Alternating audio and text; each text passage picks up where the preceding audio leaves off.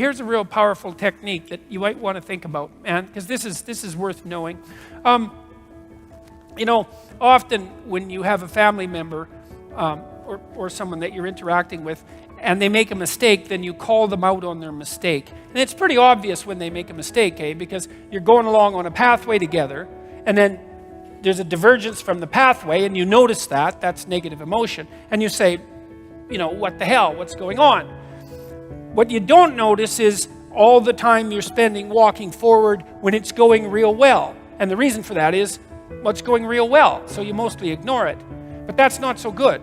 You got to wise up.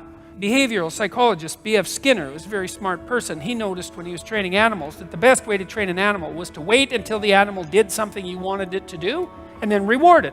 Now, you had to watch, and you had to know what you wanted the animal to do. That's the other thing. So you had to be smarter than the animal.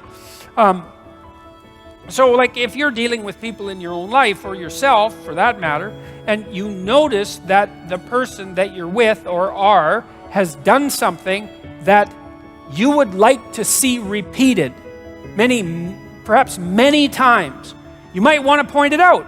Say, look, I just saw you do this thing, and I'm really happy about that. You did a great job. I'm really happy about that. A little more of that would be wonderful, and just leave it be. And people are very thrilled about that, because and this is especially true of kids, they are looking for positive attention. They're looking for attention, period. That's their currency. They'll take negative attention if they can't get positive attention. But they really want positive attention. And what they really want is for someone to watch them and notice when they do something that makes them a good person, and then have that pointed out. It's like, good work, kid.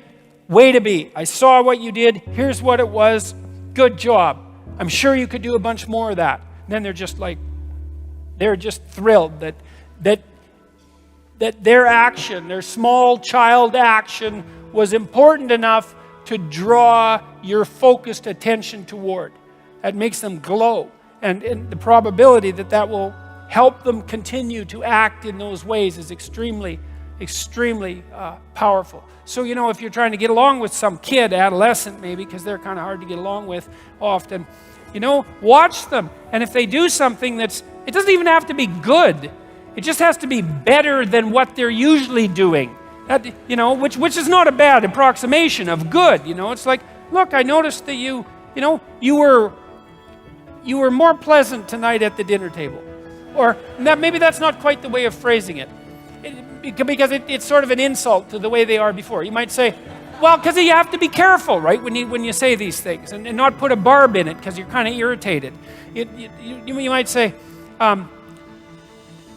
it was enjoyable having dinner with you tonight, and they'll kind of clue into why that might be, and they'll think, oh well, hey, it turns out to matter if I do something that's positive. And so that's a piece of information about keeping your eyes open. So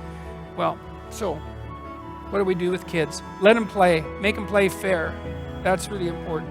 Teach them to read. That'd be good. Teach them to write. That'd be good.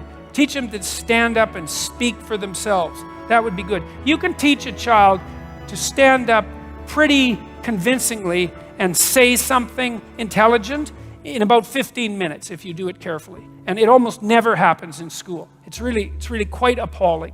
So that's another thing you can do for your kids, is get them to stand up and say something, and not like this, talking to the floor and barely able to hear, so that people have to strain and strive to hear them, but to stand up and to say something. And you can tell them, well, stand up a little more, put your shoulders back a little more volume so I can hear you. It can be a little game. God, they learn that so fast you can hardly believe it. And I don't know why they're not taught that. I think because people are afraid of competence. And so they're afraid to teach kids to be competent. And so we don't. And they kind of have to learn it on their own. And that's unfortunate, let's say. Rule number 2 is treat yourself like someone you're responsible for helping. And that idea, it's not as simple as it sounds. It's not just be nice to yourself. It's a deeper meditation. And it really struck me when I read something from Jung years ago where he was reflecting on the biblical commandment, love your neighbor as yourself. Now, Jung pointed out very insightfully that this wasn't just some moral instruction to be kind to others. It was a call to reciprocity. It was more like this: figure out how you should be treated as if you were someone you cared for, not as if you were just you, demanding the world to treat you nicely. That's not the point. Imagine for a moment that you have a child, someone you genuinely care about, and someone says, look, everyone will treat this child the way you want them to. You just have to figure out exactly what that is. Well, now that's a responsibility. You'd have to sit and think, really think about how that child should be treated, and not just be nice to them. That's shallow. You'd want them to be challenged, corrected when they're wrong, pushed to grow. You'd want them to become strong, not coddled into weakness.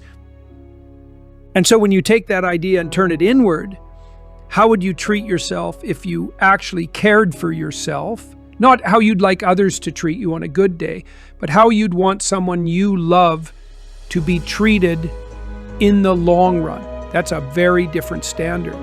Now, here's something even more peculiar. Most people will treat others better than they treat themselves. That's just a fact. I pointed this out in the chapter. You can observe it. Take a pet, for example. You bring your dog to the vet, and the vet gives you a prescription. You'll go fill it, you'll give the medication, and you'll do it properly. But if you go to the doctor and get a prescription, there's about a 30% chance you won't even fill it. And even if you do, there's a 50% chance you won't take it correctly. That's stunning. You care for your dog better than you care for yourself. So why is that? Well, people don't like themselves very much. That's one reason. And there are a couple reasons for that. First, we're aware of our own flaws, painfully aware. You know your own weaknesses, your temptations, your laziness, your cowardice, your foolishness. You know the things you've done, those regrets you carry. You might dislike someone else for one thing they did, but you know everything. That's heavy. That's hard to live with. And second, this is darker. We're not just fragile, we're capable of cruelty, real malevolence. It's a grim thing to confront, but it's true. And so when people ask, why should I care for myself? I know what I am. You start to understand why self-contempt is such a common theme. People think, I'm not worth the effort. But that's the mistake. That's what the chapter's really about. Yes, you're flawed. Yes, you've made mistakes. But so is everyone else. That's the human condition. It's not just your burden. It's an existential reality for all of us. And the proper response to that isn't contempt. It's responsibility. The attitude you should take toward yourself is the same one you take toward someone you genuinely care about. Because you are, in fact, someone worth caring for. And more than that, it's not just a matter of self-care is good for you. It's deeper. You have a moral obligation to care for yourself. Because if you neglect that, you don't just hurt you. You make the world a worse place. You become bitter, resentful, maybe even dangerous. You let your light go out. And when enough people do that, the world grows darker. And we've seen where that leads. So you do it not because you feel like it, but because it's your duty. You have something to offer. You're a carrier of potential. And if you don't live that out, if you don't nurture yourself, aim upward, and act like your existence matters, then what you're essentially doing is robbing the world of what you could have brought to it. So the message is, you have a responsibility to treat yourself like someone you're helping, like someone you love. Not because it's easy, but because it's right. Because what's at stake is not just your well-being, it's the light you're meant to bring into a world that desperately needs it.